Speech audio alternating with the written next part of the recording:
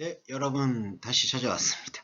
한국의 자연과 문화답사 11번째 시간, 이제 세 번째 시간, 11강 세 번째 시간 맞이했고요. 저는 글로벌 한국어과 주원규 교수입니다.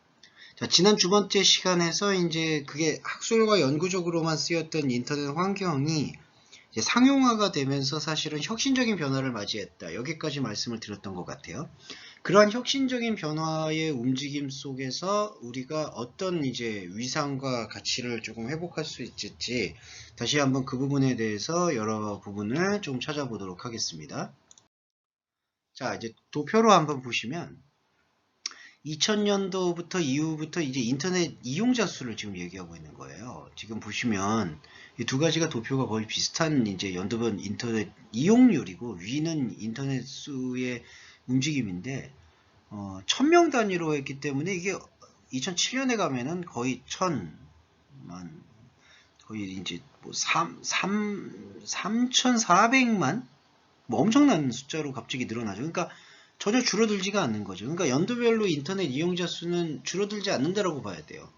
그리고 더 빠르게 가속화되고 있다라고 볼 수 있죠. 그리고 연도별 인터넷 이용자 수의 현저한 증가가 현재 이렇게 이제 살펴보실 수 있다. 그러니까 지금에는 이제 인터넷 이용자 수가 인구 증가율과 거의 비슷하게 지금 전개되고 있는 양상을 보이고 있다. 이렇게 생각을 하는데, 앞으로도 그런 양상으로 조금은 전개가 될 수 있을 것 같아요.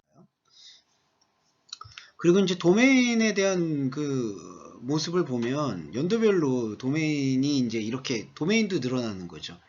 2002년도에서 2008년까지의 도메인도 이렇게 앞으로 늘어나게 되는 거고, 인터넷 자원과 도메인 등록수가 증감치가 2008년도만 딱 봐도 그 증감치가 계속해서 이제 나타나는 걸 볼 수 있죠. 근데 뭐 빠지는 것도 있어요. 그러니까 도메인이 취소가 됐다, 도메인이 다시 등록이 되거나. 근데 도메인 등록은 계속해서 이제 움직이고 있다. 근데 이 마지막 오른쪽 도표를 보시면 연도별 조회 중에 인터넷 자원 통계와 KR 도메인 수의 어떤 증가 추세를 지금 나타내고 있는데 1993년도에서 2008년도까지의 이제 증가치가 나타나 있는데 2001년도나 2004년도를 제외하고는 계속 꾸준히 인터넷 도메인은 등록 수가 증가했다. 뭐 이렇게 평가될 수 있는 것 같아요. 그래서 지금 거의 2008년도, 지금 2020년도니까 훨씬 더 늘어났을 텐데, 근데 이제는 또 KR 그 도메인 환경을 또 많이 사용을 안 하기 때문에 이게 또 줄어들긴 해요. 근데 이제 도메인 수가 초창기에 상용 인터넷이 발달할 때에는 상당히 상승되는 분위기였다. 이제 이거를 조금은 유념하시면 좋을 것 같네요. 그래서 1993년도에서 2008년도의 그 움직임 속에서 도메인 수는 이렇게 증가했다. 이렇게 지금 판단이 되고, 그래서 도메인 수가 61에서 94만 6,514개까지 올라갔어요. 그래서 증감치가 조금씩 올라갔고, 근데 이제 아파 2008년 이후부터는 좀 내려가는 걸로 알고 있어요. 자, 이게 이제 인터넷 사용에 대한 꾸준한 증가폭, 그거를 좀 반증하고 있는 이제 다이어그램이네요. 자, 그리고 한국이 갖고 있는 IT 위상에 대한 좀 설명 한번 볼게요. IP 보유수가 세계 6위예요. 그리고 인터넷 이용률은 세계 12위. 그리고 인터넷 이용자 수가 세계 8위. 그러니까 인구 대비해서 상당히 많은 거라고 보시면 되겠죠. 왜냐하면 인구 비율이 세계에서 대한민국이 그렇게 많지는 그러니까 완전히 대국처럼 많지는 않잖아요. 근데 인터넷 이용자 수가 세계 8위라는 것은 인구 비율 대비해서 상당히 많은 사람들이 인터넷을 사용하고 있다. 이렇게 알려져 있고, 그리고 초고속 인터넷 가입자 수는 세계 7위로 통계 결과가 나와 있고, 인터넷 호스트 수는 세계 3위가 돼요. 호스트 수. 호스트 수가 이제 그 보급률로 좀 판단할 수 있는 가장 척도가 되는 건데, 그만큼 이제 한국이 갖고 있는 인터넷 위상은 그 인터넷 위상이라는 게 인터넷을 사용하는 어떤 빈도를 얘기하는 건데 상당히 압도적이다. 이렇게 평가를 받는 것 같아요. 세계 6위 인터넷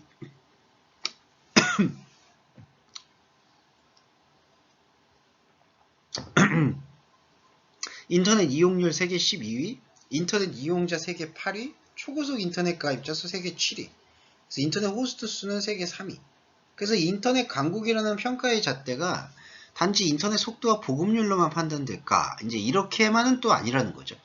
대한민국은 세계에서 유례없는 초고속 인터넷의 급속한 보급률을 보여줬어요. 그러니까 인터넷 보급망이 너무나 빠른 속도로 보급이 됐는데 이제 그에 걸맞는 이게 에티켓이죠. 그러니까 어떤 인터넷을 사용하는 태도, 댓글 같은 거 이런 것들이 사실은 원활하게 활동과 기능을 못하고 있는 게 사실이에요. 그러니까 대한민국 포털 사이트 뉴스들을 대한민국에서는 인터넷으로 많이 소비하는데 그 뉴스에 달린 댓글이라고 하죠. 댓글들만 봐도 대부분이 장난성 글과 악성 댓글로 도배가 되어 있어요. 어떤 특정인을 비난하거나 그런 것들을 조금 비판하는데 많은 것들이 할애되어 있는 게 대한민국 포털 사이트 뉴스에 달린 댓글들의 수준이라고 할 수 있죠. 대부분이 난잡한 장난성 글과 악성 댓글로 도배되어 있고 자신이 경험이라도 하듯이 장난성 낚시글들도 대다수여서 사실을 왜곡하고 있어요. 그러니까 뉴스에서 팩트를 발표했는데 그 팩트에 대해서 검증되지 않는 이야기나 음모론 같은 걸로 악성 댓글을 계속해서 추가하는 것이고 그런 것들이 그 팩트의 당사자가 되는 사람들에게는 되게 치명적인 명예훼손이나 모독, 사실 왜곡이 될 수가 있는 부분이 많다는 거죠. 그러니까 인터넷이 빠르게 도입이 되고 커뮤니케이션의 소통 비율이 높아진 것에 그 기하급수적인 발전 속도에 비해서 그것을 뒷받침하는 나름의 인터넷 강국의 어떤 그 펀더멘탈은 상당히 취약하다 이렇게 평가를 볼 수가 있을 것 같아요. 이렇듯 우리나라는 인터넷 강국이라고 할 수 있지만 아직은 문화적 측면에 대한 어떤 정서적 발전이 필요하다. 그러니까 사실 이런 것 같아요. 모든 것들이 정량적이나 분량적으로 상당히 빠르게 전개가 되면 될수록 그 상당히 빠르게 전개가 된 그 사이에 우리가 놓치고 있는 부분들은 문화적 부분과 정서적 부분이라고 얘기해 볼 수가 있지 않을까. 그렇게 조금은 평가가 되는 것 같네요. IP 보유수에 대한 움직임은 이렇게 평가될 수가 있을 것 같습니다. 자, 이렇게 좀 정리해 볼 수가 있겠고. 그리고 이제 아날로그 시대와 디지털 시대의 이제 차이와 디지털 격차에 대해서 좀 말씀드리고 싶은데, 아날로그 시대에는 다른 사람들과 차이가 따돌림의 이유가 돼요. 그러니까 동양적 미덕에서 우리한테는 되게 튀거나 개성 있는 게 집단에서 따돌림 당하는 원인이었거든요. 아날로그 시대에는 그렇기 때문에 집단에서 잘 생활을 하려면 너무 튀거나 자기 혼자 막 아이덴티티를 드러내는 게 별로 바람직하지는 않아요. 그래서 아날로그 시대에는 다른 사람들과의 차이가 따돌림의 이유였고, 동양적 미덕이 생활화된 우리한테는 튀는 것과 남과 다른 게 집단에서 따돌림 당하는 원인이 된 것으로 이제 평가가 되는데, 그 디지털 시대에는 남과 다른 무엇인가를 가진 사람이 오히려 대접을 받는 세상이 되었다. 이제 이렇게 된 거예요.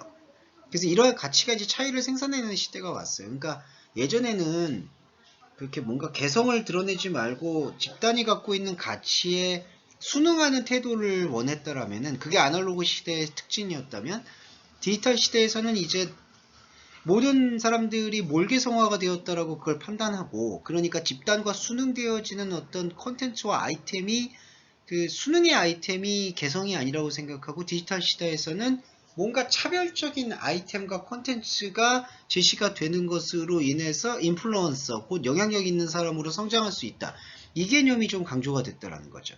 그래서 이 시대를 어떻게 구분할 수 있냐면 아날로그 시대와 디지털 시대의 차이의 가장 중요한 그 키워드는 차이가 가치를 생산해내는 시대가 왔다라고 할 수가 있는 거죠.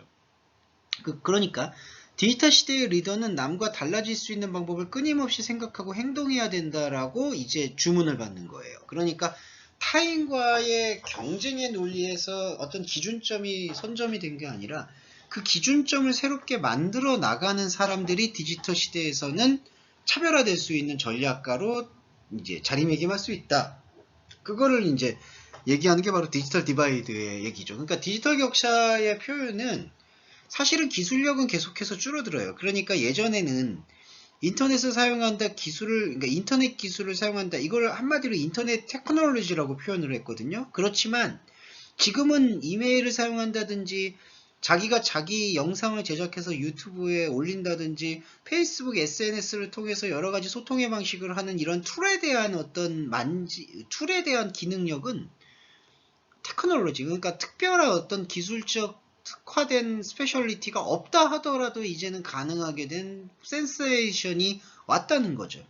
그러니까 그게 디지털 디지털 격차가 정보력의 차이냐 기술력의 차이냐도 아니라는 거예요. 생산의 가치력 차이로 이제 입증이 된다는 거죠. 그러니까 다른 사람들과 다른 기준점과 다른 사람들과 다른 패러다임을 콘텐츠로 제시할 수 있는 그러한 어떤 플랫폼 안에서의 유의미한 흐름을 주도하는 게 바로 디지털 격차의 주요 키워드가 되었다. 그러니까 기술력의 차이가 디지털 격차가 아니라 다른 사람들과의 컨텐츠 차이를 생산해내는 가치 생산의 차이로 인해서 디지털 격차가 벌어지기 시작한다. 이렇게 설명을 드려볼 수 있을 것 같아요. 자, 그리고 계속해서 얘기를 나눠볼게요. 생활 속의 기기가 아날로그에서 디지털 기기로 바뀌면서 생활 방식까지도 디지털 방식으로 모든 게 이제 바뀌고 있는 거죠. 그러니까 디지털 시대로 이게 넘어온 것 같다라는 거예요. 그래서 사람들은 디지털 방식의 편리함을 느끼면서도 디지털 시대에 취하고 있어요. 그러나 디지털 방식은 편리하지만 만능이 아니라는 사실을 잊지 말아야 된다라고 설명이 드는 거예요.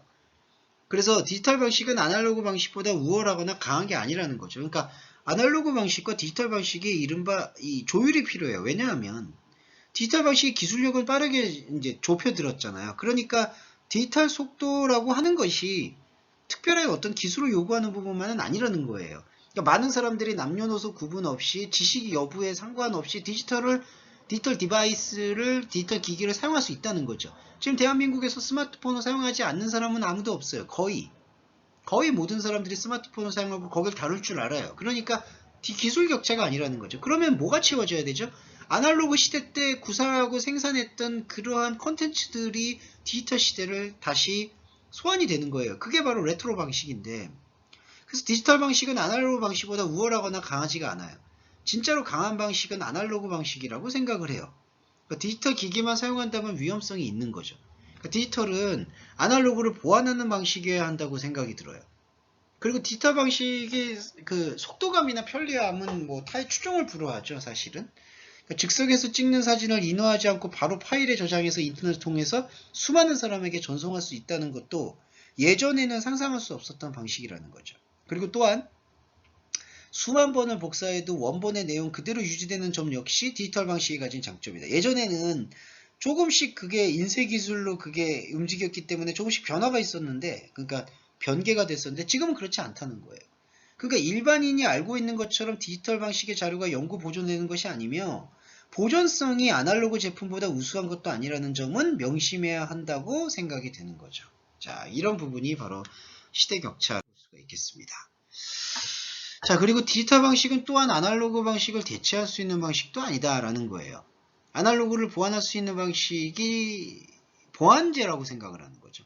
그러니까 자연과 우주는 아날로그로 구성되었고 유한한 것들은 사실은 무한대의 자료를 담고 있어요. 그래서 이거를 유한한 디지털로 대체하거나 디지털 방식으로 저장하는 일이 애초부터 불가능한 일이다. 이렇게 볼 수가 있어서 디지털 시대의 기술력이 점점 더 올라올수록 아날로그 시대에 대한 관심을 더 가져봐야 되는 것이 오히려 차이와 가치를 생산하는 패러다임에 어울리는 방식이 아니겠느냐, 이렇게 평가가 되는 것 같습니다.